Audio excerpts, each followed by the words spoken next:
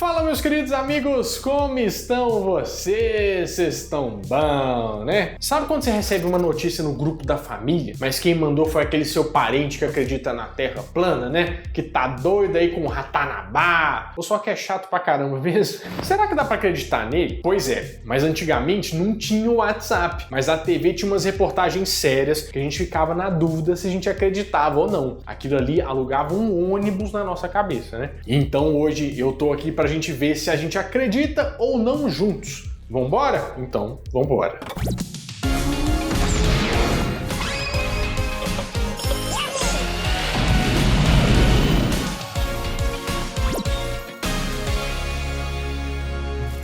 Durante os anos 80, se você ligasse sexta-feira de noite na Band, ia se deparar com o programa Terceira Visão. Você lembra dele? Nós observamos que existe uma semelhança muito grande entre os carismáticos e os protestantes pentecostais.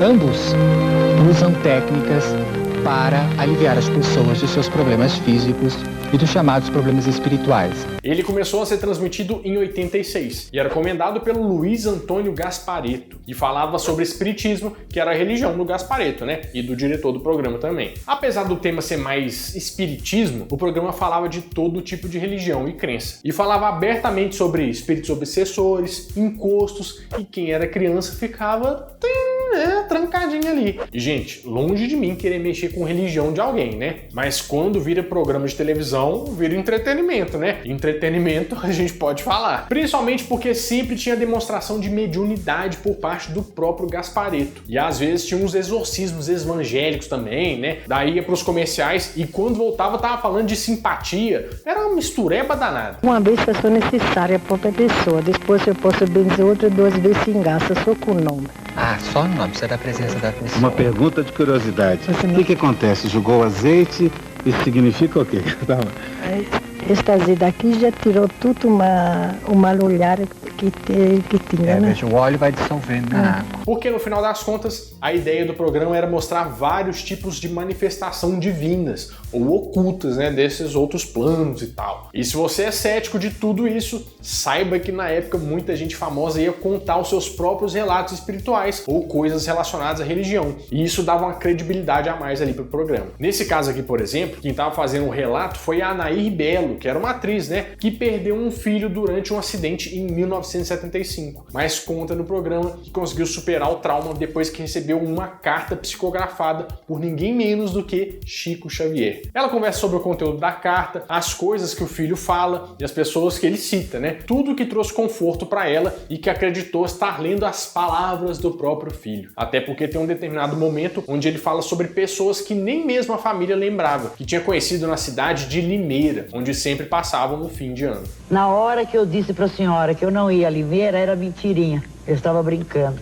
Ele fala na carta que ele encontrou pessoas, você conhecia essas pessoas? Ele encontrou várias pessoas e tinha uma senhora que ele cita aí, uma senhora Ângela de Vasconcelos, que morava em Limeira e que nós não descobríamos quem era. A tia do meu marido disse que essa senhora Ângela de Vasconcelos tinha sido esposa de um capitão Vasconcelos que tinha morado há muitos anos em Limeira. Mas aí é que tá, né? Se acredita que uma carta psicografada como essa pode ser mesmo real, pois é. Depois o Gasparetto largou o espiritismo, seguiu pra autoajuda e o programa foi cancelado. Você consegue imaginar um programa que tenha passado em mais de uma emissora? Eu tô falando do Documento Especial, que estreou na TV Manchete em 89, depois passou pro SBT entre 92 e 95 e terminou na Bandeirantes nos anos de 97 e 98. Talvez você não se lembre do programa pelo nome, né? Mas sabe aquela reportagem sobre os pobres indo pra praia? Então, era uma matéria do Documento Especial. Eu venho à praia na Barra porque botaram uns ônibus horrorosos que saem as pessoas completamente horríveis de dentro dos ônibus e vão lá sujar a praia. E não adianta você ir na praia, entendeu? Não adianta você chegar na praia e dizer, não, limpa e põe no baldinho. Porque até saiu de uma matéria no jornal que tem um pirulito, o pessoal não põe o negócio do pirulito, porque é uma gente sem educação mesmo. Não pode tirar o pessoal do Meier, do Mangue, e levar pra praia em Copacabana, cara. cara, porque eu não posso conviver com uma pessoa que não tem o mínimo de educação. A ideia do programa sempre foi fazer uma espécie de matéria especial sobre algum assunto polêmico pra época. E não economizar nas cenas fortes, né? Eles mostravam tudo mesmo. Um dos episódios que mais marcaram foi o que falava sobre ufologia e sobre diferentes seitas e comunidades alternativas que estavam se formando nos anos 80 e 90 pelo mundo. Por exemplo, esse rapaz que é entrevistado e que se apresenta com o nome de Aldomon faz uma mistureba entre ufologia e religião e dá uma declaração falando sobre naves alienígenas que estão prestes a buscar espíritos que não evoluíram aqui na Terra e levar para um outro plano. Eu estou observando um movimento de naves que estão levando todos os espíritos que não conseguiram evoluir suficientemente para ficar aqui no planeta Terra para outro planeta. Lá eles terão novas oportunidades de evolução. Eu falei de sociedade alternativa aqui, mas não é nada de Illuminati não, tá? A reportagem aborda um movimento chamado Vale do Amanhecer. Ele começou nos anos 60 e tem como base o espiritismo kardecista, mas tem influência de mais um monte de coisa. Por isso desenvolveu suas próprias crenças. E olha que ela existe até hoje lá em Planaltina, que era a cidade que o João do Santo Cristo revendia as coisas que o Pablo trazia da Bolívia, você deve lembrar, né? Mas enfim, na época a média de fiéis era de 100 mil e hoje está na casa ali dos 40 mil. Então deu uma perdida de força aí nos últimos anos, né? Um outro caso que chama atenção e que é abordado nessa reportagem é o de um padre católico que dizia receber o espírito de um frei e retirava a energia negativa dos fiéis. Agora, olha só como é que funcionava uma das metodologias desse padre e me fala se os anos 90 realmente não foram os mais bizarros da história recente. Deus abençoe, vamos lá. Vamos lá, Deus que será. E uma coisa que aparece no finalzinho dessa reportagem são os trabalhos do médium João de Deus, que recentemente foi descoberto como um charlatão da pior categoria. Mas na época era um dos grandes nomes da cura espiritual das últimas décadas do século XX. Esses programas nesse estilo pipocaram no mundo inteiro nessa época, porque a humanidade estava chegando perto da virada do milênio e com um papo de ciclo, né? Era tudo fim de mundo, novo milênio, e o que era o que mais tinha aí na televisão. Nos anos 80, o Fantástico tinha um quadro chamado Incrível, Fantástico e Extraordinário, onde eles recriavam histórias envolvendo aparições e relatos sobrenaturais dos espectadores. Se você for do Rio de Janeiro, vai lembrar que antes de ir para a TV, o Incrível, Fantástico e Extraordinário era um quadro da rádio local que ficou há alguns anos no ar. Esse estranho caso é relatado por Enéas Machado de Assis, que foi durante muito tempo diretor da divisão de rádio e é conhecido broadcaster. Mais tarde, Orígenes Lessa o relata também no seu livro Omelete em Bombaim. As narrações eram tão bem feitas que chegavam a ser mais assustadores que a própria televisão, né? Só que esse caso de 1980 repercutiu bastante, porque é o relato de uma família que presenciou a aparição de um fantasma na casa deles. Tudo começa quando a dona da casa recebe uma amiga que leva outra amiga. Sabe aquela coisa que todo mundo faz, que é o penetra? Que, posso chamar tal pessoa? Eu tenho uma pessoa que tá ficando aqui em casa? Pois é. Só que essa penetra é meio estranha, desde a hora que ela chega. A mulher é meio sem expressão e vê uma foto do marido da dona da casa e diz que conhece ele e os amigos dele, mas ninguém conhece ela. Aquele ali não é Paulo Renato? É, sim, um antigo companheiro de trabalho. E o outro, não é o Rodrigo? Isso mesmo. A senhora o conheceu? Onde? Quando? Lá no Rio mesmo. Acaba que convidam essa mulher para passar uns dias na casa da família. Ela não come nada e num determinado dia ela desaparece na frente das comadres lá. Tenho de ir. Mas por que tanta pressa, Carmelita? Eu tenho de ir. Você tá sentindo alguma coisa, Carmelita? Carmelita, venha, depois eu saio com você. Não, por favor. Desculpe, eu tenho de ir sozinha. Mas ninguém pode me acompanhar. Eu tenho de ir sozinha. Eu não tenho mais tempo.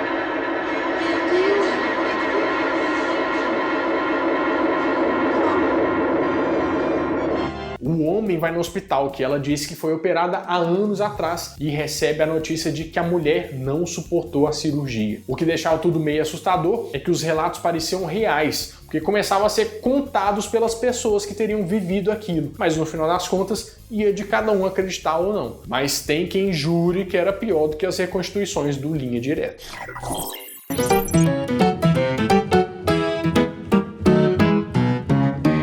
patrão, dá uma olhada no carro aí, você só deixa um like aí que a gente dá uma olhada pro senhor. Deixar um like? Ih, rapaz, mas o povo não deixou like. Comigo eles me deram like, eu tô sem like. Ó, o senhor que sabe, hein? Pode ser que o senhor volta aqui e o canal acabou também, né? Não sei. Sem like? Olha, achei um like aqui. A Judite acabou de dar um like aqui, né? Então aqui, não acaba com o meu canal não, pelo amor de Deus.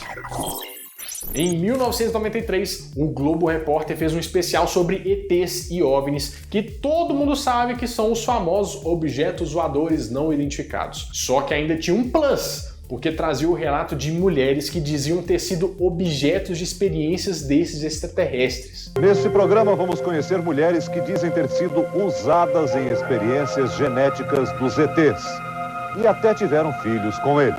Nessa época aí, o assunto estava em alta, porque um ano antes tinha sido lançado o filme Intrusos, que tinha justamente essa história de extraterrestres raptando terráqueas para formar uma raça híbrida, né? Um trem meio doido assim. Vou ver esse filme depois, não sabia que existia. Time has come, Mary. Time has come for you to understand. Outra coisa que foi mostrada nessa reportagem foi sobre esse observatório, né, que construíram e deixaram uma mensagem para os ETs que apareceram por lá interpretarem. Dá uma olhada aí e me diz se você teria conseguido pegar a mensagem de paz desenhada nesse cubículo de tijolo feito na cidade de Passatempo, aqui em Minas Gerais. Isso aqui nós desenhamos o Sol e os planetas. E abaixo da Terra, um ser humano com a mão para cima em sinal de paz. Seria uma espécie de uma mensagem de boas-vindas aos visitantes de outros planetas. Exatamente. O nosso objetivo é este, é tentar um contato de terceiro grau aqui no observatório com esses seres que pesquisam a região de Passatempo, Minas Gerais. Aqui as coisas podem ser mais precárias, diferente dos Estados Unidos, né? Daí mandaram o Bial para cobrir uma série de arquivos da NASA. E na hora de mostrar, um monte de página manchada com tinta preta. Não deu pra ver nada, né? Mas aí que eu vou deixar pra vocês, né? Vocês acham que as coisas que apareceram na reportagem aí foram reais? Ou estavam só aproveitando o momento ali que tinha passado o filme em 92 pra dar aquela tunada na audiência do Globo Repórter? Deixa aí nos comentários se você era daqueles que não podia assistir um negócio de ET, que já não conseguia dormir mais de noite, né? Isso acontecia. Agora vamos para uma das polêmicas mais polêmicas de todas. Olha só, em 1991, o Fantástico fez uma reportagem inteirinha dedicada ao Santo Sudário. Você lembra o que é isso? Para quem não sabe, existe um pedaço de linho que se tem conhecimento desde o século XIV e que dizem se tratar do pano que envolveu o corpo de Jesus depois da crucificação. Em 1983, esse tecido foi doado para o Vaticano e até hoje tem uma discussão religiosa sobre a autenticidade desse pano. Ele foi fotografado poucas vezes e foi exposto apenas em 2010. E nas imagens parece ter a forma do corpo de um homem que teria passado pelo processo de crucificação. Na própria Bíblia, diz que o José de Arimateia teria enrolado o corpo ensanguentado de Jesus em um pano de linho. E em 91, a ideia era provar que o Santo Sudário seria esse pano descrito na Bíblia, e isso com a ajuda da tecnologia. A primeira evidência de que aquilo não seria real foi uma foto tirada do pano. Quando ela é jogada para o negativo e tem o contraste aumentado, ela mostra o corpo e o rosto de um homem com uma perfeição tão grande que não daria para ter sido feita só ao enrolar o corpo de alguém nele. Fora que a aparência desse homem é mais parecida com as representações de Jesus feitas na Europa do que a possível aparência real que ele nasceu em Belém, né? Na Judéia, que fica no Oriente Médio. Mas a polêmica veio mesmo com o teste de carbono 14, que é o mesmo teste feito em fósseis e outros achados arqueológicos para ver a verdadeira época que essas coisas pertencem. Foram feitos 3 testes para não ter dúvida, nas maiores universidades do mundo na época. Uma na Inglaterra, uma nos Estados Unidos e uma na Suíça. O resultado é que o Santo Sudário não tinha mais do que 700 anos e era da Idade Média e não da idade em que Jesus viveu na Terra. Ele foi datado como sendo uma peça entre os anos de 1260 e 1390 e a igreja, talvez para surpresa de alguns, aceitou o resultado e deu essa informação através de uma coletiva de imprensa internacional. O Santo Sudário é um pano da Idade Média e não da época de Cristo, disseram eles aos repórteres. Mesmo assim, o Papa João Paulo II já disse ter ficado pessoalmente emocionado com a imagem do santo sudário, que de fato tem sangue humano e que ainda causa dúvidas de como ele foi feito. Tem também pesquisas que continuam acontecendo mesmo todos esses anos depois da reportagem e que afirmam que o tecido não é parecido com nada que se usava nem na Idade Média e nem na época de Jesus mesmo, mostrando que talvez realmente se trate de algo extraordinário, né? Mas aí já vai da fé de cada um e eu quero saber o que você acha disso. Eu falei do Terceira Visão que passou em um monte de emissora, né? Mas tem um vencedor que passou bem mais, que foi o Comando da Madrugada. Você lembra?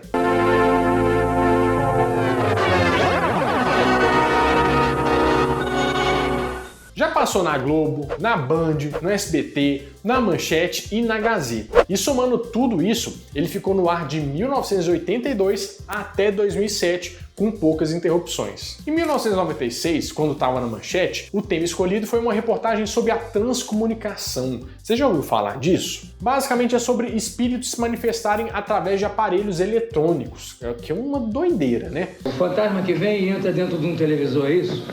Não. Assim, a grosso modo. A grosso modo.